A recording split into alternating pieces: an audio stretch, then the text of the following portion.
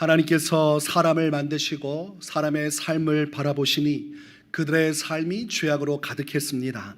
그래서 하나님께서는 그 죄악을 용인하실 수가 없어서 홍수 심판을 계획하시고 또 심판을 마치십니다. 그때 노아를 택정하시고 그의 가족을 통하여 방주를 만들게 하사 그 방주 안에 들어간 생명체는 모두 살 수 있게 해주셨습니다. 노아의 시대의 대홍수 심판을 통해 노아와 그의 가족들을 제외한 온 인류는 다 물속에 수장되어서 죽고 말았습니다. 그리고 그 이후부터 노아의 가족들을 통해 또다시 인류는 온 땅에 번성하기 시작했습니다. 그것을 알려주는 것이 창세기 10장의 족보인데 노아의 아들 셈과 함과 야벳의 후손들을 통해서 사람들이 온 땅으로 퍼져나가는 내용을 기록을 하고 있습니다. 하나님께서 홍수 심판을 직접 행하셨고 그것을 노아의 가족들이 경험했습니다. 죽은 자는 말이 없다고 이전 세대 죽은 모든 자들은 썩어져 끝이 났지만 이제 살아남은 자들과 그의 후손들은 홍수 심판을 통해서 경각심을 가져야 합니다.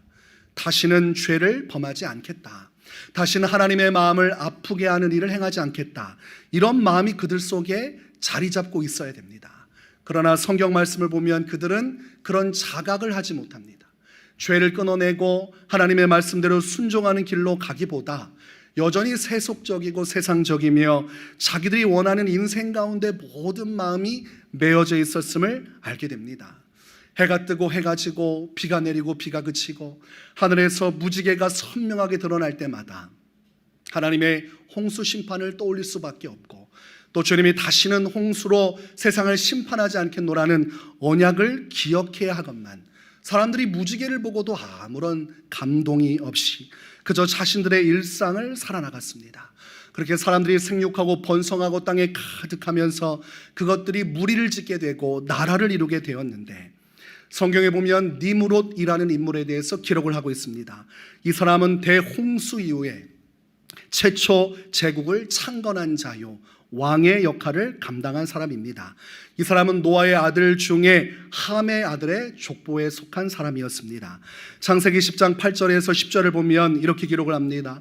구스가 또 니므롯을 낳았으니 그는 세상의 첫 용사라. 그가 여호와 앞에서 용감한 사냥꾼이 되었으므로 속담에 이르기를 아무는 여호와 앞에 니므롯같이 용감한 사냥꾼이로다 하더라. 그의 나라는 시날 땅의 바벨과 에렉과 악갓과 갈레에서 시작되었으며 이렇게 기록을 하고 있습니다. 이 성경 말씀에서 니므롯이란 대단한 장수가 있었고 용사가 있었고 그를 통해서 나라들이 생겨나기 시작했는데 그 시작점에 보니까 시날 땅 바벨이 속해 있었음을 알게 됩니다. 그러면 이 니므롯이란 사람이 나라를 세우고 권세를 갖게 됐는데 그에 대한 성경의 평가는 어떠하고 또한 역사적인 평가는 어떠한가?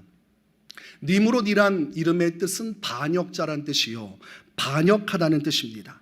바빌로니아 탈무드에 보면 이 니므롯에 대해서 이렇게 기록을 합니다. 그러면 그가 니므롯이라고 불린 이유는 무엇인가? 그가 온 세상을 선동하여 그분의 주권에 반역하게 했기 때문이다.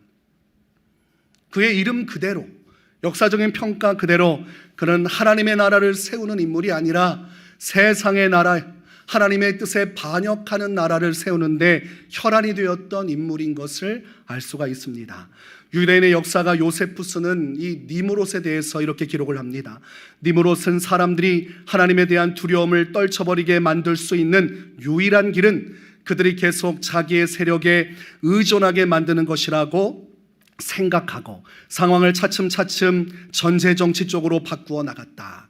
그는 하나님께서 다시 땅을 홍수에 잠기게 하려 하실 경우 복수를 하겠다고 위협하였다. 그는 물이 미칠 수 없을 정도로 높이 탑을 쌓아서 조상들의 멸망에 대해 복수하려 하였다. 사람들은 하나님께 순종하는 것은 노예살이나 마찬가지라고 생각하고 니므롯의 이 충고에 열심히 따랐으며 그래서 그들은 탑 건축에 착수했고 그 탑은 그 누구의 예상도 뛰어넘는 빠른 속도로 건축되어 올라갔다. 사람들이 모여서 니므롯을 중심으로 나라를 세우고 그리고 한 마음으로 탑을 쌓아 나갔는데 그것은 하나님의 영광과는 전혀 상관이 없는 것이었습니다. 하나님이 원하는 것 상관없이 오히려 자신들만의 나라를 세우기를 원했습니다. 다시 한 번 더 혹여 하나님이 홍수 심판을 내린다 해도 그 심판을 견뎌낼 수 있는 탑을 쌓아서 하나님의 심판을 피하고 그들은 하나님이 계신 천국곳까지 이 탑으로 도착할 수 있으리라고 여겼습니다. 탑을 쌓고 쌓다 보면 하나님이 계신 그 보좌까지 이룰 수 있지 않겠는가. 그러나 이 생각이 얼마나 어리석습니까? 하나님의 심판이 홍수 심판만 있습니까? 하나님께서 소돔과 고모라를 어떻게 심판하셨어요? 불과 유황의 비를 쏟아내서 초토화시켰습니다. 나중에 미사일이 빗발친 것처럼 연기가 옹이가마처럼 그저 전체 위에 떠올랐다고 되어 있습니다. 하나님의 폭격을 통해서 소돔과 고모라 땅이 완전히 지워지는 심판이 있었습니다. 그렇게 하나님께서 심판하시면 그 탑이 무슨 소용이 있겠습니까? 그리고 하나님께서 이집트에 10번째 재앙을 내리실 때 첫째 되는 장자들을 다 죽이셨어요. 문을 닫아 걸고 이불로 온몸을 숨기고 어떻게든 자신을 숨기려 해도 하나님의 천사가 지나가는 곳마다 죽음이 찾아와서 유월절 어린 양의 피를 바르지 않은 집안은 다 하나님의 심판을 피할 수 없었습니다. 인간의 생각이라는 것이 이렇게 짧습니다. 우리끼리 모여서 우리의 왕국을 이루고 우리가 열심히 이 일을 이루면 벽돌을 만들고 역청을 이겨서 건물을 만들면 하나님도 능히 대적할 수 있는 나라를 세울 수 있을 것이라고 착각했습니다. 이것들이 다 인본주의적인 것이죠. 하나님의 뜻은 배제하고 하나님의 영광도 배제하고 오직 사람들을 위한, 사람들의 영광을 추구하면서 만들어진 이 바벨탑의 역사를 오늘 성경에서는 기록을 하고 있습니다. 여러분, 성경 내용 중에서 하나님의 자리에 이르려고 한 자, 하나님을 대적하고 하나님께 대항해서 하나님의 역사를 회방하려 한 자의 존재가 기록되어 있는데 여러분 누구입니까? 친하지 않으시니까 잘 모르시죠? 하나님의 보좌의 자리에 올라가 그 자리를 찬탈하려고 한 존재가 누구입니까? 물론 여러분은 아닙니다. 여러분이 잘 알고 있는 사탄이죠. 이사야 14장 12절에서 14절 말씀을 보면 사탄의 타락과 추락을 기록합니다. 너 아침의 아들 계명성이여 어찌 그리 하늘에서 떨어졌으며 너 열국을 엎은 자여 어찌 그리 땅에 찍혔는고 내가 내 마음에 이르기를 내가 하늘에 올라 하나님의 뭇별 위에 내 자리를 높이리라. 내가 북극 지폐의 산 위에 앉으리라. 가장 높은 구름에 올라가 지극히 높은 이와 같아지리라 하는도다. 사탄의 생각이 무엇이에요? 저 뭇별 위에 하나님이 계신 저 자리 내 자리인데, 북극 지폐의 산 위에서 가장 높은 구름 위에 있는 저 보좌 내 자리인데 지극히 높은 이와 내가 같아지길 원했던 사탄의 마음, 그 마음을 아담과 하와에게 심어줘서 하나님과 같이 될 수 있다고 하여 사람을 타락하게 한 이 사탄의 마음이 그 당시 니므롯과 그를 따르는 추종자들에게 부어지고 있었고 그들도 하나님을 대적하여서 하나님의 자리에 오르고자 바벨탑을 쌓고 있었음을 알 수 있습니다. 사탄이 그렇게 하나님과 대적하고 대항하다가 그의 꼴이 어떻게 됐습니까? 어찌 그리 하늘에서 떨어졌으며 너 열국을 엎은 자여 어찌 그리 땅에 찍혔는고. 하나님 앞에 대항하다가 하늘에서 하나님의 심판을 받고 땅에 떨어져 내린 존재가 사탄입니다. 그래서 예수님께서 뭐라고 하셨습니까? 사탄이 번갯불같이 하늘에서 떨어지는 것을 내가 보았느니라. 사탄이 타락하여서 하나님의 심판 아래 이 세상에 떨어지고 성경은 그 마귀와 그 마귀의 졸개들 그에 따른 모든 영혼들이 다 불못에 들어가게 되리라고 기록을 하고 있습니다. 하나님의 심판의 날이 점점 더 다가오면서 사탄이 이 땅에서 하는 것은 하나님을 대적하게 하는 것이요 뿐만 아니라 사람들을 충동해서 하나님의 영광이 아닌 사람의 영광, 사람이 주인된 나라를 세우고 하나님의 뜻과 무관한 사람들의 문명과 역사를 이루게 하였음을 알 수가 있는 것이죠. 그래서 결국은 하나님께서 그 역사를 내버려 둘 수 없는 상황에 이르게 되었습니다. 여러분, 바벨탑을 계속 쌓게 되면 그 바벨탑을 쌓기 위해 더 많은 사람들이 모이겠지요. 이 당시에 같은 언어를 썼다고 성경은 말씀합니다. 온 땅의 언어가 하나요 말이 하나였더라. 아무리 지역이 넓게 펼쳐져 있어도 그가 어떤 족속이요 누구의 후손인지 상관없이 그저 이곳에 마음만 맞으면 수많은 사람들이 구름대처럼 몰려와서 더 큰 바벨탑을 쌓아나갈 수 있을 것입니다. 그러니 내버려두면 이 탑은 더 많은 사람들과 더 많은 죄악이 충만한 하나님의 심판을 받을 수밖에 없는 그런 멸망의 터가 될 것입니다. 그러면 홍수 심판으로 이미 전 세대가 다 죽었는데, 그러면 또다시 하나님은 이 바벨탑을 비롯해서 모든 것을 다 심판하실 수밖에 없는 것이죠. 죄와 하나님은 함께 거할 수 없고 죄인의 끝은 결국은 사망에 이를 수밖에 없는 것이기에 하나님은 이 역사를 그치게 해야 했습니다. 여러분, 바벨탑의 역사가 계속 일어나고 탑이 높아지고 있어요. 그리고 사람들은 겁없이 계속 거기서 모여서 하나님을 부정하고 신의 영역에 도전하려고 하고 있습니다. 하나님께서 이들의 역사를 어떻게 막으셨습니까? 언어를 깨뜨려 버리셨어요. 같은 언어를 쓰다가 다음 날부터 언어가 달라져요. 자, 여러분, 이곳에서 우리가 예배를 드리는데 여러분의 언어가 다 다르게 되면 우리 교회 어떻게 되겠습니까? 구글 번역기를 돌려서 그렇게 셀 모임을 할 수는 없잖아요. 그렇지요? 그리고 자막은 어떻게 합니까? 자막을 30여 개국으로 나눠서 할 수가 없잖아요. 통역을 할 수 없잖아요. 여기에 수십만의 사람들이 모여서 이 역사를 이루는데 대화가 되어야 뭐라도 하지요. 대화가 안 되면 아무것도 할 수가 없어요. 부부간에도 대화가 안 되면 아무리 결혼하고 가정을 이루어도 같이 살 수가 없어요. 같은 곳에 있다고 해서 같은 마음이 되는 것이 아닙니다. 마음을 나누고 소통을 하고 서로의 뜻을 알아야 힘을 합쳐서 아무리 힘들어도 그 뜻을 이룰 수 있는 것이요. 이 악한 바벨탑의 역사라도 사람들을 선동할지라도 언어가 되어야 선동이 되지요. 아니, 말이 이해가 되지 않는데 뜻이 통해서 일을 이루겠습니까? 하나님이 이 한 수, 그들의 언어를 혼잡하게 만들어주시는 것만으로 이 사람의 역사는 끝이 납니다. 더 이상 바벨탑을 만들 수 있는 힘이 없었어요. 오늘 본문 6절에서 8절을 보니까 여호와께서 이르시되 이 무리가 한 족속이요 언어도 하나이므로 이같이 시작하였으니 이후로는 그 하고자 하는 일을 막을 수 없으리로다. 자, 우리가 내려가서 거기서 그들의 언어를 혼잡하게 하여 그들이 서로 알아듣지 못하게 하자 하시고 여호와께서 거기서 그들을 온 지면에 흩으셨으므로 그들이 그 도시를 건설하기를 그쳤더라. 이렇게 기록합니다.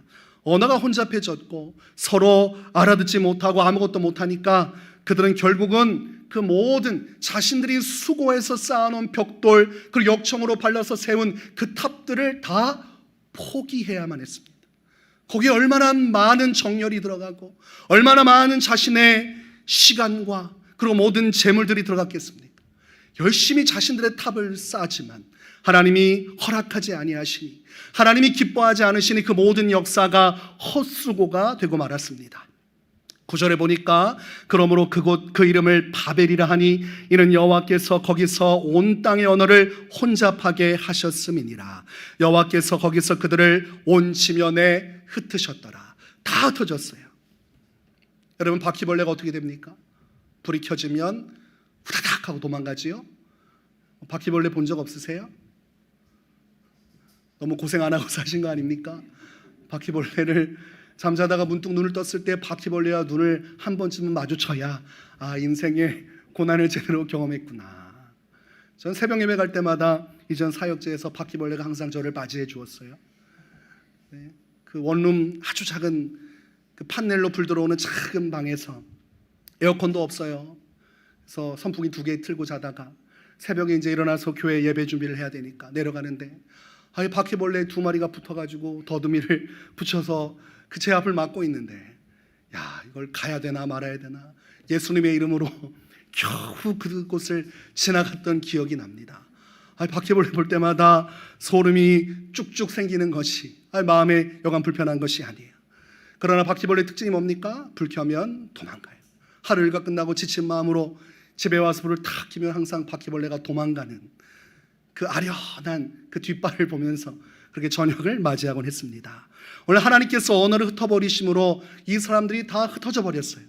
파다다닥 하고 바벨탑의 역사 다 내뿌리치고 자신들의 길을 향해 갔습니다.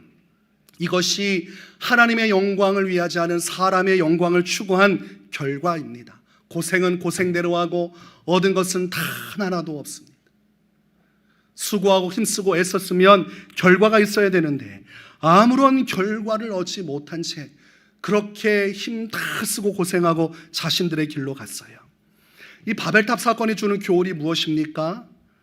하나님이 인정하지 않은 열심, 하나님의 영광을 위하지 않은 열심은 결국 이렇게 허망하게 끝이 나버린다는 것입니다. 아무리 수고하고 애쓰고 고생해도 하나님이 인정하지 않는 그 모든 수고는 헛될 뿐임을 말씀하고 있는 것입니다. 바닷가에 가면 말로 못할 해방감을 느낍니다. 드넓은 바닷가, 그 바다, 그리고 그 모래사장을 보면서 힐링을 하게 되지요. 아이들 데리고 바닷가에 간 적이 있는데, 바닷가에 가니까 아이들이 시키지도 않았는데 앉아서 모래를 가지고 집도 짓고 그리고 언덕도 만들고 이렇게 하는 거예요. 그래서 집이 좁으니까 모래성이라도 크게 지어라, 이런 마음으로 내버려 뒀어요. 아주 아이들이 욕심이 커요. 모래성 크게 지어놓고 서로 간에 땅을 차지하기 위해 싸우는 모습을 보면서 마음 한켠에 저게 사람의 죄성이지. 아니 그 넓은 땅이 있는데 좀 흩어져 가지고 하면 되지. 그 앞에서 서로 밀치고 하면서 땅 싸움을 하고 있는 거예요. 그렇게 땅 싸움을 하고 자리를 차지하고 다 만들어서 자기 집 지어놨는데 어떻게 됐습니까? 파도가 한번 쓱 하고 밀고 들어오니까 다 없어져 버렸어요. 여러분, 하나님의 뜻 안에서 이루어지지 않은 인생의 수고는 그렇게 모래성처럼 사그라드는 것입니다. 오늘날 교회가 비판을 받는 이유가 무엇일까? 정말 복음의 순수한 순종을 통해 비판을 받는 것인가? 그렇지 않지요? 세상 사람들은 기독교가 기독교답지 않기 때문에 비난을 합니다. 예수 믿는다고 하면서 삶을 보는데 예수 믿는 자로서의 삶이 아니기 때문에 비판을 가하지요. 옆을 보고 뒤를 보고 아무리 봐도 교회 다니는 사람은 맞는데 교회 다니는 사람답게 사는 신앙인들을 찾지를 못하는 것입니다. 그러니 세상 사람들이 교회를 비판해요. 세상의 빛과 소금으로 살아가고 하나님의 뜻, 하나님의 영광을 위해 살아가야 되는데 세상 사람들보다 더 세상의 것을 추구하면서 더 악착같이 불법을 행해서라도 인격을 버려서라도 성공을 취하기 위해 뛰어다니는 그리스도인들의 모습이 지금 현재 교회를 비난받게 하는 주요 요인입니다. 교회의 본질적인 모습, 하나님의 자녀로서 주님의 뜻을 위해 살아가고 천국의 역사를 이루어야 되는데 그렇게 하지 않는다는 것이죠. 성전을 짓는 것 아름답고 좋은 것이지만 이것이 정말 하나님을 위한 성전인지 사람을 위한 성전인지 알 수 없을 모습을 보게 됩니다. 짓자 교회를 짓자, 가장 크게 짓자, 옆에 있는 교회보다 더 크게 지어야 우리 교회에 올 텐데 저마다 바벨탑을 쌓듯이 교회를 가장 큰 교회를 세우려고 그래요. 서울에 큰 대형교회 목사님 있는데 자기보다 더 큰 교회 갔다 오고 나서 본인 교회에서 설교를 하는 거예요. 우리 교회가 질 수 없다, 더 큰 교회를 지어야 된다. 제가 그것을 보면서 혀를 내둘렀습니다. 아니 그거 좀 쪼개서 우리 좀 주지. 아니 이미 그렇게 큰 교회가 있는데 아니 거기서 무슨 더 큰 교회를 짓는단 말인가.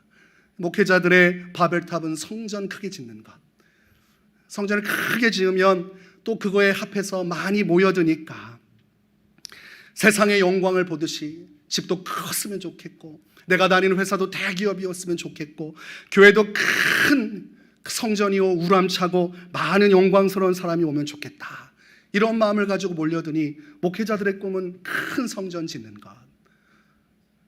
이건 부정할 수 없는 것입니다. 제 안에도 그런 욕망이 아주 크게 피어오르고 있다는 것을 부정하기는 어렵습니다. 그러나 성전을 크고 위대하게 지어놓으면 뭐합니까? 코로나 한번 터지면 교회문 굳게 닫고 아무도 얼씬하지 말라고 말하니 이게 하나님의 성전인지 사람을 위한 성전인지 알 수가 없고, 사람의 영광을 위해 이 큰 성전을 지었는지 하나님의 영광을 위해 성전을 지었는지 알 수 없는 시대를 살아가고 있습니다. 헛되고 헛된 일에 매진하며 자신의 시간을 쓰는 오늘날의 사람들에게 주님이 주시는 말씀은 이사야 6장 8절의 말씀, 내가 누구를 보내며 누가 우리를 위하여 갈고. 내가 누구를 보내며 누가 우리를 위하여 갈고입니다. 하나님의 일을 해야 할 일이 많고 하나님의 역사를 이루어야 되는데 이사야 시대에도 하나님이 마음 놓고 그 일을 맡길 만한 사람을 찾기가 어려웠다는 것이죠. 여러분 잘 기억하십시오. 노아의 방주의 시대에 홍수의 심판이 올 때 하나님이 그 뜻을 맡길 수 있는 사람은 노아와 그의 가족밖에 없었다는 사실입니다. 오늘날 교회가 크고 번창하고 세계 만방에 퍼져 있다고 해서 그들이 모두 하나님의 음성을 듣고 주님의 부름에 응답한 것은 아닙니다. 수많은 알곡도 있지만 쭉정이와 가라지도 함께 혼잡돼 있고, 나중에 하나님은 그 모든 걸 걸러내셔서 한쪽의 알곡들은 곳간에 들여 천국으로 인도하시고, 그리고 쭉정이와 가라지는 모두 불에 태워버리실 것입니다. 오늘날 주님 앞에서 성도가 들어야 할 음성은 내가 누구를 보내며 누가 우리를 위하여 갈고, 사람의 영광이 아닌 하나님의 영광을 위하여, 주님의 뜻을 위하여 주님이 찾으실 때 주님 제가 여기 있습니다, 저를 사용해 주십시오, 어디든 주님이 원하시는 곳에 쓰임받기를 원합니다, 이런 중심을 가지고 하나님의 영광을 추구할 자를 주님은 찾고 계시는 것입니다. 그러니 기도의 핵심이 바뀌어야죠. 하나님 더 큰 성공을 이루게 해주십시오. 하나님 더 큰 집에서 살게 해주십시오. 하나님 더 큰 직장에서, 하나님 누구도 나를 무시할 수 없게, 내가 하나님 자녀라는 것을 세상 가운데 내가 담대하게 외칠 수 있도록 부와 명예를 내게 주십시오. 이렇게 기도하는 기도는 결국은 바벨탑으로 갈 확률이 높습니다.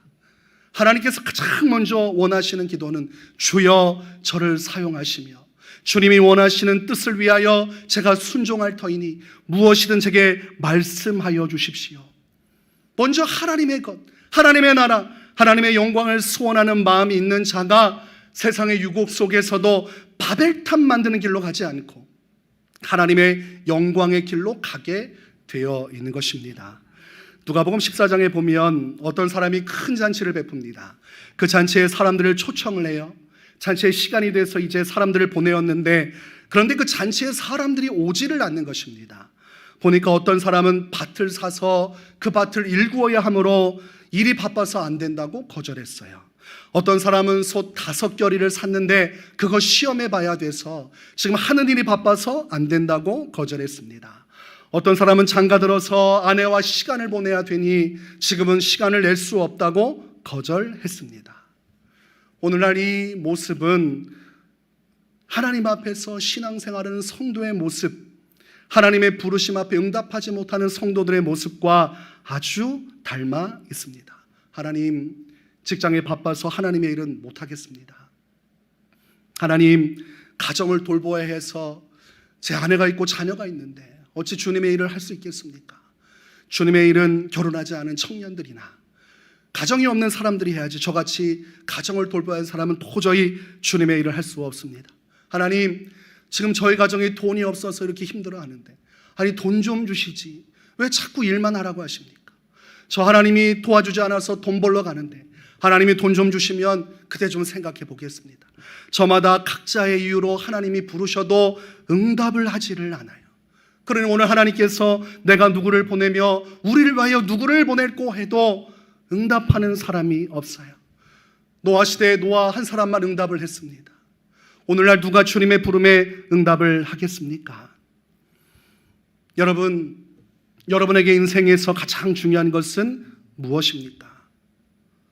여러분의 영광된 삶입니까? 하나님의 영광이 이루어지는 삶입니까? 여러분이 마음을 쓰고 있는 삶의 중심은 여러분의 행복과 만족입니까? 아니면 주님의 기쁨과 주님이 취하실 영광의 순간입니까? 이것은 전혀 다른 것입니다. 사람의 영광은 나에게 초점이 맞춰져 있어야 돼요. 다른 것보다도 내가 행복해야 의미를 지니는 것입니다. 그러나 하나님의 영광은 내가 힘들어도 주님이 영광을 받으시면 그것으로 족한 것입니다. 사도 바울은 힘들고 지치고 어려웠고 그 여정 가운데 고난이 있었지만, 여러분 두들겨 맞는 게 행복하겠습니까? 아무리 생각해도 맞는 거 기쁘지 않아요. 모욕당하는 거 기쁘지 않아요. 사람들에게 돌로 맞고 이단이라 정죄받고 침뱉음 당하고 수치를 당하면서 고통받는 것 하나도 나 중심으로 생각하며 기쁠 것이 한터룩도 없습니다. 그렇지 않습니까? 지나가다가 누가 나를 째려보기만 해도 기분이 상해가지고 한판 붙을까? 이게 사람의 마음인데, 아니 죄 없이 고생하면서 욕먹으면서 주를 위해 살아가는 게 얼마나 고난스러워요. 그러나 사도 바울은 나 자신의 기쁨과 만족과 행복에 포커스를 두지 않았어요. 하나님이 영광을 받으시면 그것으로 족하다. 내가 이렇게 힘들어도 하나님이 기뻐하시면 그것으로 족하다. 그래서 사람의 영광은 나의 행복에 연결되어 있어서 내가 행복하지 않으면 그 모든 일은 헛되다고 판단을 합니다. 그러나 하나님의 영광에 중심을 두고 살아가는 성도는 내가 지금 비록 고단하고 괴로워도 이를 통해서 하나님이 영광을 받으신다면 나는 그것으로 인해서 기뻐하고 즐거워하리라. 이런 고백을 갖는 것입니다. 욥이 모든 것 다 잃고서 뭐가 좋을 게 있겠습니까? 하나님을 저주하고 죽으라는 아내의 말밖에 귀에 울리지 않는데, 그런데도 뭐라고 합니까? 주시니도 여호와시요 거두시니도 여호와시니 여호와 이름이 찬송을 받을지어다. 나는 지금 죽을 것 같은데, 정말 뼈마디가 다 녹아내리고 분이 나고 속상하지만 이 일을 통해서 주님이 영광을 받으실 수 있다면, 이해는 되지 않아도 주님의 뜻이라면 나는 그 모든 것을 감수하며 기쁘게 받겠다. 이것이 하나님의 영광에 초점을 맞추는 인생이 가지고 있는 중심입니다. 근데 오늘날 성도들이 착각해요. 내가 힘들고 괴로우면 잘못된 길에 서 있다고 생각을 해요. 그게 판단을 잘못하게 만드는 것입니다. 하나님께서 요나에게 니느웨로 가서 주의 복음을 증거하라고 했습니다. 그러나 그 길은 요나에게 기쁘지 않은 길이에요. 왜냐하면 그 니느웨는 이방인들의 수도입니다. 아주 자신들의 민족을 고통스럽게 했던 그 아수르의 수도에 가서 뭘 하겠습니까? 그들이 멸망받았으면 좋겠고, 그들이 하나님의 심판을 받아 홍수 심판처럼 몰살한 것처럼 다 죽었으면 좋겠는 것이 요나의 마음이었어요. 거기 안 가는 게 요나에게는 행복이고, 그 일을 안 하는 것이 자신의 진정한 인생을 되찾는 것입니다. 그래서 하나님의 말씀을 거부했어요. 주님이 뭐라고 하시든 내 인생을 찾아서, 내 행복을 찾아서 내가 원하는 길로 갔습니다. 요나는 다시스로 갔어요. 다시스로 가면 니느웨 근처도 가지 않겠지. 하나님도 이제는 나를 내버려 두시겠지. 그리고 배를 타고 먼 바다를 향해 갔어요. 그러면 끝이 났어야 되는데, 요나가 행복하게 사니라, 이렇게 끝나야 되는데, 이 하나님의 손길은 그렇게 끝나지 않습니다. 하나님의 손은 짧지 않고 길기 때문에 이 내륙에서 바다로 가도 그 바다까지도 손이 닿아요. 하나님의 눈은 한국 땅에만 있는 것이 아니라 전 세계 모든 민족을 감찰하시니 하나님을 피할 수 없어요. 우리가 새벽 날개를 치며 바다 끝에 거해도 그곳에 있는 나를 찾아내시는 분이 하나님이십니다. 자신의 행복을 찾아, 자신의 인생을 찾아 부담을 준 하나님의 말씀 저버리고 그가 원하는 다시스로 향합니다. 배를 타고 배 밑머리에 들어가서 잠을 푹 자고 있는데, 요나가 잠자고 있는 사이에 하나님의 역사는 이루어졌으니 폭우가 쏟아지고 풍랑이 일어나고 그 배는 곧 가라앉을 지경이 되었어요. 제비를 뽑아보니까 요나가 걸렸어요. 요나가 실토합니다. 나 때문이요. 그리고 바다에 던져졌습니다. 그리고 기다렸다는 듯이 물고기가 요나를 삼켜버렸고, 깊은 물속으로 들어갈 때에 요나는 아무것도 할 수 없었어요. 자신의 인생에 바벨탑을 쌓고 자신의 행복을 찾아 주의 뜻을 거스리고 가는 그 길에 발목이 잡혔고 결국 아무것도 할 수 없었습니다. 하나님께서 풍랑을 보내실 줄 생각 못했고, 하나님께서 물고기로 자신을 삼켜버릴 줄 생각하지 못했습니다. 바벨탑을 쌓던 사람들의 언어가 혼잡해질 줄 몰랐던 것처럼, 하나님은 사람의 생각과 상식을 넘어서는 하나님의 방법으로 바벨탑을 쌓는 그 현장을 무력화시키고 그 일을 이루지 못하도록 막아서셨습니다. 그래서 요나는 결국 그 물고기 뱃속에서 할 수 있는 것이 무엇이 있겠습니까? 기도밖에 없죠. 여러분, 물고기 뱃속에 들어가서 할 수 있는 게 뭐가 있어요? 거기서 자기 개발의 시간을 갖습니까? 다시스로 가면 이제는 전과 다르게 선지자가 아닌 일반 사람이 되어서 더 이상 이제 부담되는 말도 하지 말고, 사람들 욕먹을 일도 없고, 나도 수많은 사람 중에 한 명으로 좀 살아가자. 왜 나만 이렇게 고생해야 되냐. 그러면서 계획을 세우고 다시스에서 여자를 만나 결혼하고 자녀를 낳고, 그래 사람으로서 사람답게 살아야지, 이런 생각할 수 있겠습니까? 하나님이 그건 못하게 물고기 뱃속에 넣어버린 겁니다. 그곳에서는 한 가지밖에 못해요. 할 것이 기도밖에 없어요. 하나님께 기도하는 것이죠. 요즘 하나님께서 저에게 자꾸 기도를 말씀하세요. 제 심령이 요나하고 똑같습니다.